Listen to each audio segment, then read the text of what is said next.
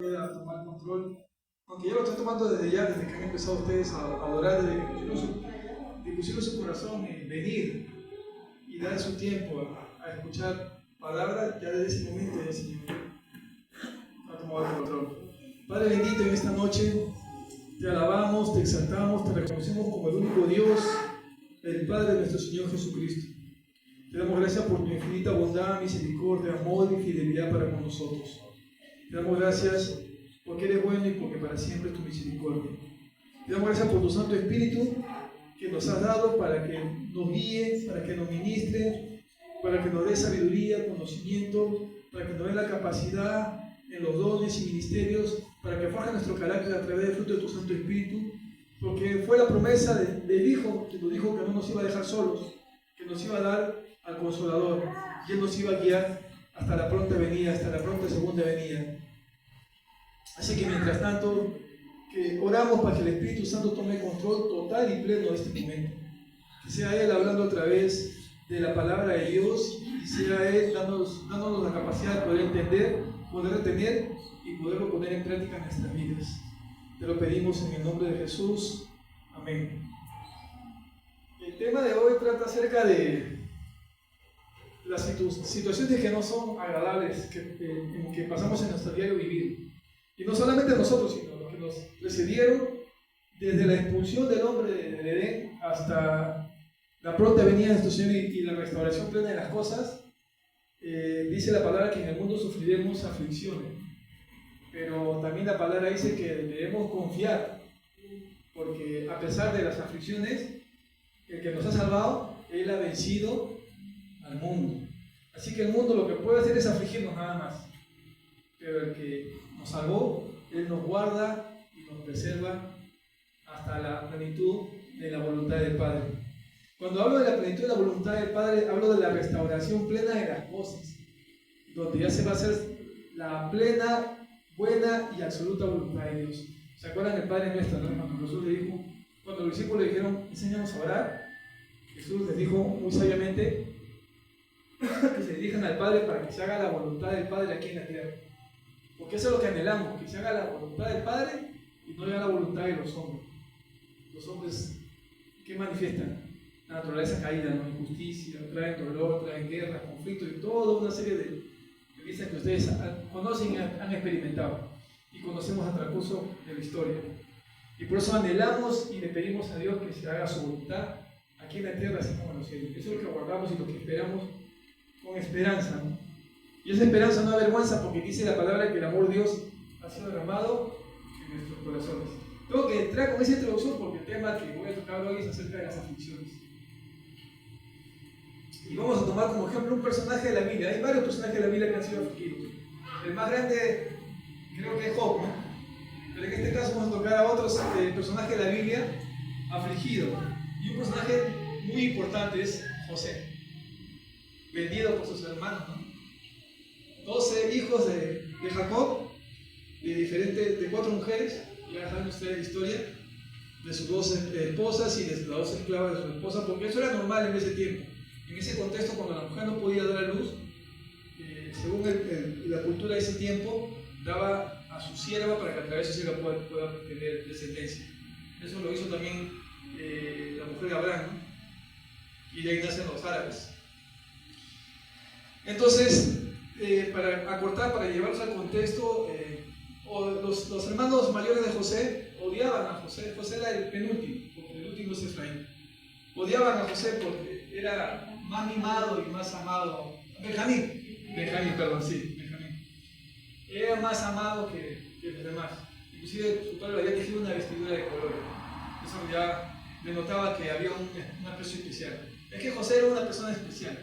Y podemos ver que era especial también para Dios, por todo lo que hizo en favor del pueblo, a pesar de las tribulaciones que pasó. Y eso nos va a leccionar a nosotros, porque nosotros también vamos a sufrir aflicciones y debemos aprender cómo debemos reaccionar hacia esas aflicciones, ante lo que nos daña. ¿Cómo debemos reaccionar? ¿Cómo debemos tomarlo? ¿Cómo podemos formular esa situación? ¿Por qué a mí? ¿O para qué? ¿Con qué propósito? ¿Para qué va a servir? Y voy a resumirlo que saben que José fue, lo primero que iban a hacer iban a matarlo. Rubén intervino con el propósito de poderlo salvar y los convenció de que lo tienen en una cisterna, que era un espacio donde almacenan agua vacía, para que él después venga a ultradías, lo rescate y lo devuelva al padre. Ese era el propósito de Rubén. Pero cuando Rubén llegó ya lo habían vendido.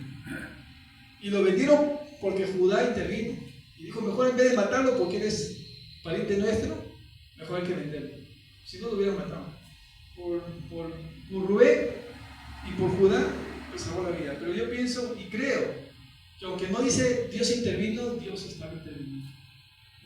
Porque Dios preserva la vida de los suyos. Y José era un hijo de Israel que tenía un propósito importante. Igual que nosotros, también ahora somos hijos de Dios por la fe. Y por ende hemos sido llamados con un propósito. Eso lo vamos a ver en el transcurso del desarrollo del tema. Así que voy a resumir la tabla de lo que José pasó, para de ahí adentrarnos a la aplicación como iglesia para nuestras vidas. Vamos a ver la enseñanza, la actitud de José y los textos bíblicos. Primero, José demostró integridad. ¿Qué es integridad? Integridad es no solamente hacer lo bueno adelante de las personas para que te vean, sino hacer siempre lo bueno aunque no te vean. Esa es una persona íntegra.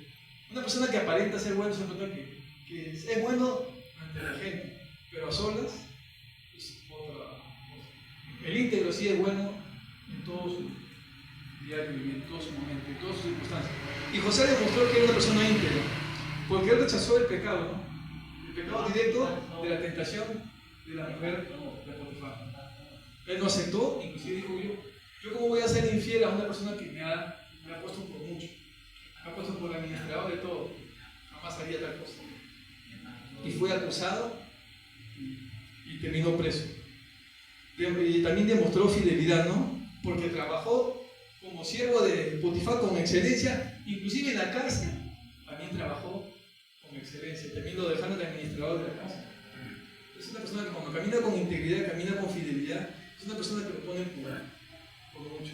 Él podía renegar de Dios, renegar de su familia, renegar de todas las situaciones que estaban pasando, renegar de que lo quisieron matar, de que lo vendieron, de que lo acusaron falsamente, de que terminó en la cárcel sin ser culpable, pero él guardó su corazón y se mantuvo íntegro y fiel, y jamás renegó de Dios. Me parece como Job, ¿no? Y por eso Dios que dice Job, ¿has visto a mi siervo Job? Varón íntegro, temeroso y Dios apartado. Eso es lo que Dios quiere hacer en nosotros. Y esas circunstancias adversas es para forjarnos, es para formarnos, es para afilarnos, es para que nosotros crezcamos en aprender a descansar y en confiar en Dios y a pesar de las circunstancias permanecer íntegros y fieles a Dios, así como lo fue José y lo fue Job. Eso lo pueden encontrar, para empezar, la historia de José en Génesis capítulo 37. Eso lo pueden leer en su casa. Yo les voy a hacer un panorama general. Y lo que estoy hablando acerca de lo que toco con respecto a la integridad y fidelidad está en Génesis 39.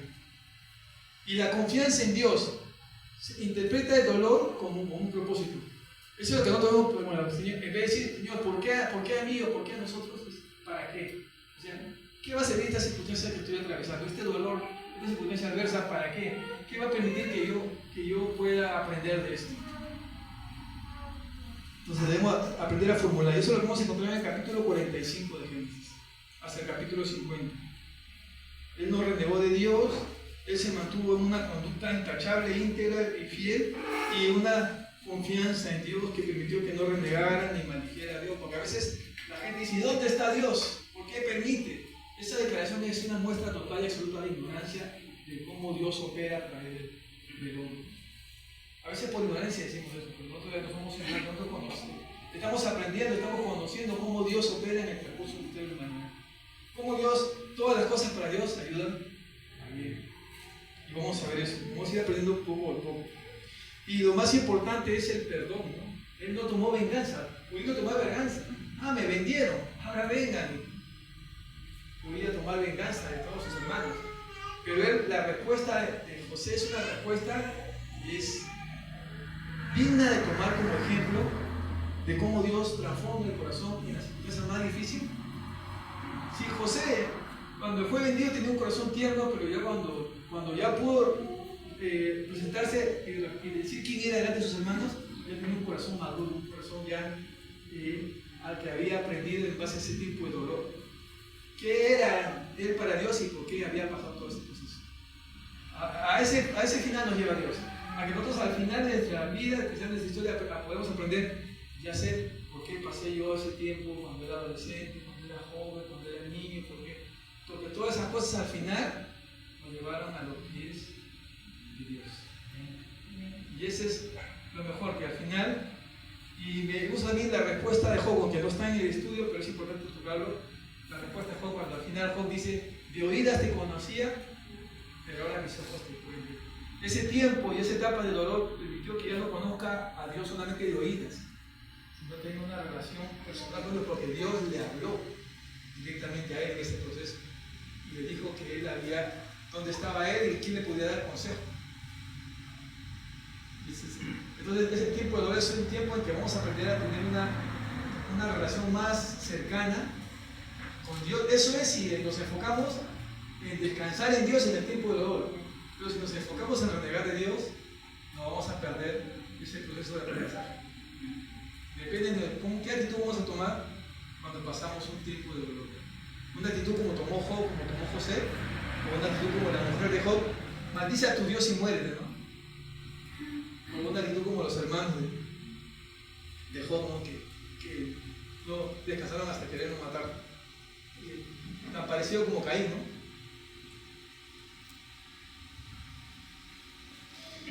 Él perdonó a su familia y reconcilió a su familia. ¿No? Eso lo podemos ver en Génesis 45 y Génesis 50. Y vamos a ver el capítulo 50, versículo 19 al 21, porque quiero escuchar la declaración de José. Es importante leer esa parte. Génesis 50, 19 al 21.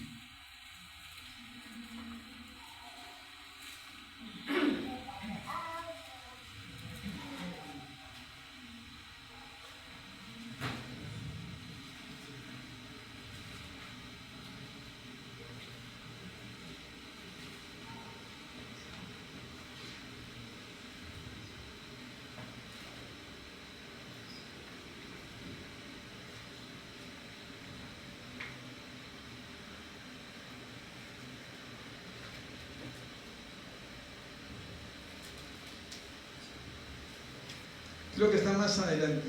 Es cuando José se revela ante sus hermanos, llora con ellos y les dice que todo esto que había pasado, todo esto que había acontecido, era todo propósito de Dios para preservar al pueblo, ¿no?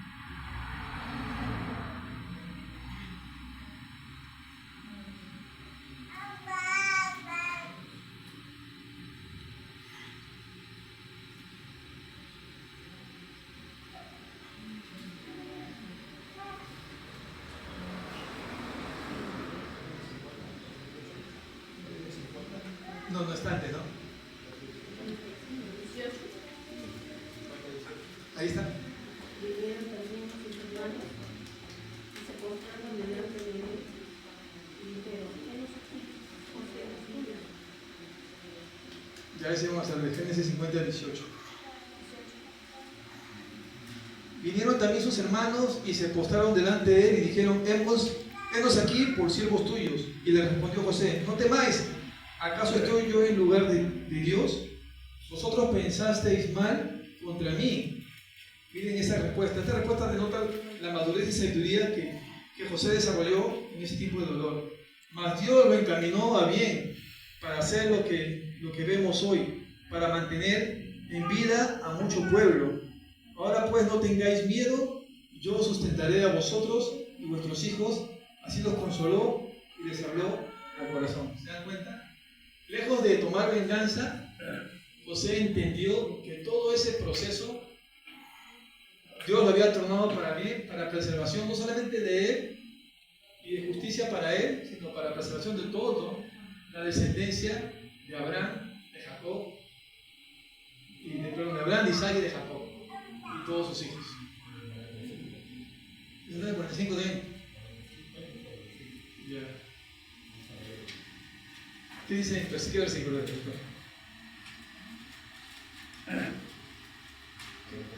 ¿Qué versículo? Todo, en todo. José se da a conocer a sus hermanos. Génesis 45. Ajá, aquí está. Génesis 45, versículo 4. Entonces dijo José a sus hermanos: acercaos ahora a mí. Y ellos se acercaron, y él dijo: yo soy José, vuestro hermano, el que vendisteis para Egipto. Ahora pues, no os entristezcáis, ni os pese de haberme vendido acá, porque para preservación de vida me envió Dios delante de vosotros. Pues ya había 2 años, ya sabemos la historia, que en esos años de hambruna pudo Dios preservar al pueblo y sustentarlo a través de José, que era el administrador del faraón y de todas sus riquezas. A veces nosotros debemos preguntarnos, pero ¿por qué yo pasé eso? Porque a veces no dejamos el pasado y lo arrastramos. A veces arrastramos el pasado y decimos: ¿por qué viví eso? ¿Por qué me tuvo que pasar eso? Y lo arrastramos y seguimos echando la culpa, cuando debemos decir: ya ese tiempo pasó, pero en lo que vale es en qué momento estamos ahora y bajo quién estamos sustentados. Estamos sustentados bajo la mano de Dios. Hay una canción que dice: todo en mi vida lo permitiste para manifestar tus obras. Todas las cosas que Dios ha permitido, al final Dios lo usa o lo torna para bien. Aún lo malo del diablo, aún cuando el diablo atacó a Job, ¿a quién terminó humillado y quién terminó glorificado? Dios se mantuvo íntegro y a través de Job Dios fue glorificado. Y Job fue grandemente recompensado. Igual José, sus hermanos terminaron humillados, José terminó exaltado, pero él no tomó venganza, sino dio gloria a Dios. Perseverancia, esperar sin rendirse, ¿no? Eso lo podemos ver en el capítulo 40. No se rindió, él perseveró, se mantuvo íntegro y aprendió que Dios estaba con él. Dios lo respaldó y pudo dar una respuesta sabia a sus hermanos. Una respuesta que los hizo entender, para que no se condenen ellos mismos. Ahora sí vamos al Nuevo Testamento, para la aplicación de nuestra vida. La Biblia enseña que las pruebas no son castigos sin sentido, sino son instrumentos divinos para producir madurez, carácter y una fe inquebrantable. Estos son algunos de los textos clave que explican este propósito. Ahora sí vamos juntos al libro de Santiago, el capítulo 1, versículo del 2 al 4.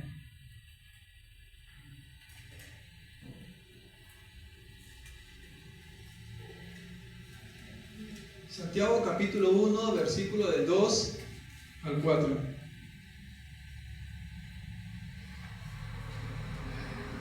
¿Para qué son las pruebas, no? ¿Qué dice la palabra de Dios? En Santiago capítulo 1, versículo del 2 al 4. Dice: hermanos míos, tened por sumo gozo cuando os halléis en diversas pruebas. Esto es importante. Primero empieza que debemos tener sumo gozo cuando estemos en diversas pruebas. ¿Cuál es la diferencia entre gozo y felicidad y dicha y alegría? La felicidad, la dicha y alegría es el contentamiento que tiene el hombre cuando está en un ámbito pues que produce tal alegría, tal gozo. O sea, cuando todo le va bien, cuando todo lo alcanza, cuando todo lo tiene. Qué bonito, ¿no? Pero cuando pasa todo lo contrario, el gozo trasciende las circunstancias que producen alegría en el estado corporal. El gozo es algo que es espiritual. El gozo es parte del fruto del Espíritu Santo. El gozo es un sentimiento que proviene de Dios para blindarte y fortalecerte en ese tiempo de prueba. Para que a pesar de, tú te mantengas en descanso, en reposo y en confianza en Dios. Y a pesar de, tú no decaigas y te debilites, sino que te mantengas. Que dice la palabra: el gozo del Señor es nuestra, que mantenga firme y fuerte aún a pesar de. Es una Es un respaldo divino que viene en esa situación. Así que cuando estemos afligidos, en vez de decaer, en vez de derribarnos, oremos y clamemos para que Dios nos dé ese gozo para poder resistir en ese tiempo de prueba. Dice, sabiendo que la prueba de vuestra fe produce paciencia. Mas tenga la paciencia su obra completa, para que seáis perfectos y cabales sin que os falte cosa alguna. Ese proceso de dolor nos va a llevar a un nivel de madurez mayor, un nivel de comunión, de confianza y un nivel de fe mayor a la que iniciamos antes de ese proceso. Así que ese proceso veámoslo como un tiempo, como una oportunidad de prueba para crecer más en relación con el Señor. No lo veamos de otra manera, ¿no? Veámoslo como está aquí, que ese es un proceso para que aprendamos a mantenernos en el gozo del Señor, para que desarrollemos fe, paciencia y para que veamos el sustento y la capacidad de Dios de guardarnos ese tiempo de prueba. Vamos al libro de Romanos, el capítulo 5, versículo del 3 al 5. Romanos 5, del 3 al 5.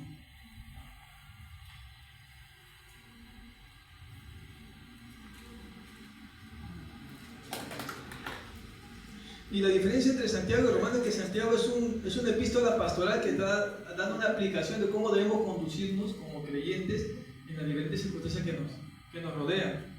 Entonces, como le dije, este texto es un texto aplicativo de cómo debemos vivir en esas circunstancias. En cambio, Romanos es una epístola más de doctrina, de verdades fundamentales. Que dice, y no solo esto, sino que también nos gloriamos en las tribulaciones, sabiendo que la tribulación produce paciencia. ¿Y la paciencia qué produce? Y la esperanza no avergüenza. O sea, a finales de ese tiempo de dolor nos va a permitir que nosotros crezcamos y podamos ver la mano de Dios respaldando nuestra vida en favor de nosotros. Primera de Pedro, el capítulo 1, Primera de Pedro 1, del 6 al 7. Primera de Pedro, capítulo 1, versículo del 6 al 7.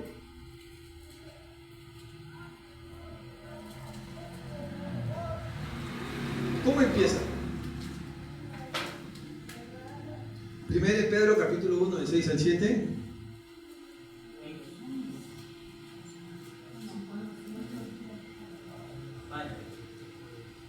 Dice, aunque ahora por un poco de tiempo, si es necesario, es necesario, hermanos, que tengamos que ser afligidos en diversas pruebas, para que sometida a prueba nuestra fe, mucho más preciosa que el oro, sea hallada en alabanza, gloria, cuando sea manifestado Jesucristo.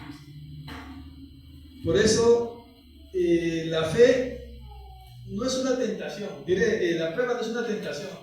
La prueba es un proceso para que nos permita crecer en fe, para que nos permita desarrollar en fe. Abraham fue probado. Y Abraham pasó la prueba y la prueba lo llevó a otro nivel. Abraham creyó a Dios y su acto de fe le fue contado por justicia. Y Abraham se convirtió en amigo de Dios. Y por eso la promesa de Abraham nos alcanza a nosotros, ¿no? Abraham es el padre de la fe y todos los que somos de la fe somos hijos de Abraham. Entonces todos vamos a ser probados en nuestra fe de manera particular. Y nuestra fe es preciosa como oro y va a ser pulida y va a ser refinada en ese tiempo de prueba. 1 Corintios capítulo 10, versículo 13. Dice, es necesario que seamos hallados en diversas pruebas. El texto que hemos leído, ¿no? 1 Corintios 10, 13. Hay un respaldo de Dios aquí en 1 Corintios 10, 13. Dice, hermano, no os ha sobrevenido ninguna tentación que no sea humana. Pero fiel es Dios, que no os dejará ser tentados más de lo que podáis resistir, sino que dará también juntamente con la tentación la salida para que podáis soportar. La tentación sí viene del diablo, o viene de nuestras propias debilidades. Y aun cuando nosotros caigamos en nuestra propia debilidad, Dios va a mandar la salida. Va a ayudarnos en nuestra propia debilidad y en la tentación del diablo, en esas dos circunstancias, que no vamos a poder salir por nuestra propia fuerza. Dios va a mandar el respaldo para rescatarnos. Qué bueno es Dios, ¿no? Ahora está en nosotros si tomamos ese rescate, ¿no? A veces decimos, no. Pero sí, en ese momento que Dios manda la salida, debemos agarrar esa salida y ser rescatados por Él. Dice, una vez más vamos a leerlo, ¿ya? No nos ha sobrevenido ninguna tentación que no sea humana, o sea, que no pueda ser soportada humanamente. O sea, ya, voy a poner un ejemplo. Caín y Abel. Vemos a Dios dándole la salida. ¿Qué le dice Dios a Caín? Cuando ve que su rostro se ha desencajado y que ya tenía en su corazón esa motivación maligna de querer hacer daño a su hermano, Dios le manda la salida. ¿Qué le dice Dios? El pecado está a la puerta, pero tú todavía puedes enseñorearte de ello. Dios le mandó la salida a Caín y Caín no la tomó. Y al final, ¿qué hizo? Mató a su hermano.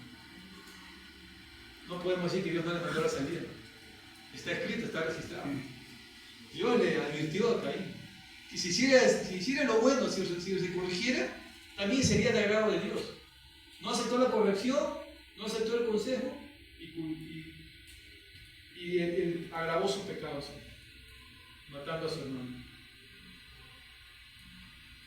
Dios le mandó la salida. No recibió la salida. Santiago capítulo 1, versículo 12.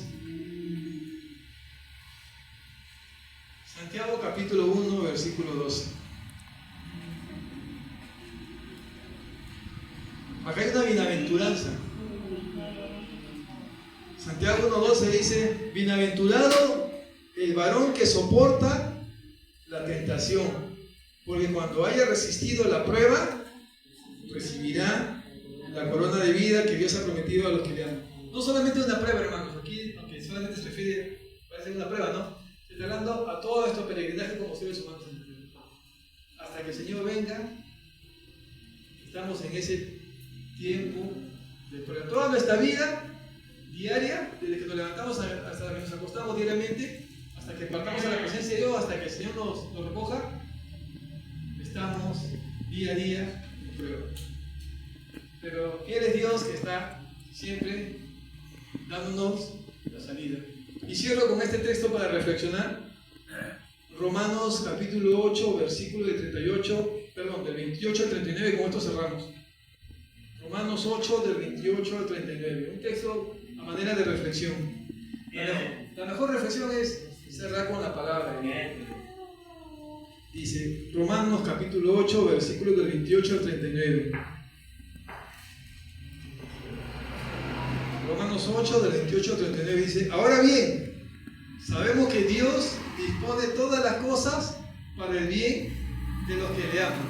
O sea, Dios tiene buenas cosas para aquellos que lo aman.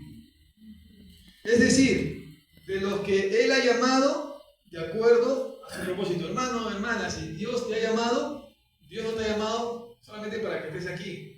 Dios te ha llamado para que estés aquí con un propósito. Tienes un propósito, tienes algo que Dios quiere que tú hagas. Eres llamado con propósito. Tu vida tiene un propósito. Hay gente que llega a lo más alto de sus anhelos, fama, fortuna, riquezas, no se priva de nada, ningún placer de la vida, y al final ninguno de esos placeres lo llena y crea un vacío peor de lo que tenía cuando no tenía nada, y terminan matándose, porque ese vacío existencial solamente lo puede llenar Dios, porque no encuentran el propósito de su vida. Aunque fue gran músico, fue un gran actor, fue el rico más importante, pero no encontró su propósito, no encontró el porqué y el para qué está aquí en la tierra. Cuando tú conoces tu propósito, tiene sentido tu vida. ¿Sabes qué es lo que tienes que hacer? Hay mucha gente que nace, crece, se multiplica y muere en total ignorancia, sin conocer de por qué nació, de por qué vivió y de para qué vivió. vivió sin propósito. Pero la Biblia dice que acá, si Dios nos ha llamado con un propósito. Cada uno de nosotros somos personas que Dios nos llamó con un propósito. Somos una iglesia con propósito. Porque a los que antes conoció, y Dios los conocía de antes que nos llamara, también nos predestinó. Y a los que para que seamos hechos conforme a la imagen de su Hijo. Dios nos ha llamado para formarnos, para transformarnos, mejor dicho, para transformarnos a la imagen de su Hijo. Para que Él sea el primogénito entre muchos hermanos. Y a los que predestinó, también los llamó, y a los que también llamó, los justificó. Estaba compartiendo con un amigo en mi barrio y me preguntó, ¿qué es justificar? Y le dije, espérate, aquí está la respuesta. Y a los que justificó, también glorificó. Dice, la respuesta es, justificados pues por la fe, estamos en paz con Dios por medio de nuestro Señor Jesucristo. Eso es la justificación que habla la Biblia. ¿Quién nos justifica delante de Dios? La fe en Jesús. La justicia de Jesús nos es dada. Y nuestra culpabilidad, Jesús la llevó a la cruz. Y por ende somos justificados delante de Dios por haber creído en ese amor inagotable de Dios para con nosotros a través de la entrega de su Hijo Jesús. Y a lo que justificó, también glorificó. ¿Cómo nos glorificó? Jesús dice, ¿no? Padre, la gloria que tú me diste, las he compartido con los que me han creído en mí, para que tu nombre sea glorificado. O sea, ¿qué quiere decir? Que nuestro testimonio de vida, no solamente nuestra predicación, porque nuestro propósito es ser ministros de reconciliación, es llevar el mensaje para que la gente se reconcilie con Dios a través de Jesús. Y también nuestro testimonio de vida, que la gente vea que sí, realmente estamos siendo transformados conforme a lo que Dios ha establecido. Esos dos testimonios no es para nuestra propia gloria, sino para que Dios sea glorificado a través de nuestra vida. El que no escatimó a su propio Hijo, sino que lo entregó por todos nosotros, ¿cómo nos dará también con Él todas las cosas? ¿Quién acusará a los escogidos de Dios? Dios es el que justifica. Porque ¿sabe quién es nuestro fiscal? Nuestro fiscal, el que nos acusa, es aquel que nos tienta. El diablo, que es el tentador, el que tienta al hombre, es el que acusa. El tienta y que acusa. Pero Dios es el que nos ha justificado. Y el acusador ya no tiene nada en contra de nosotros.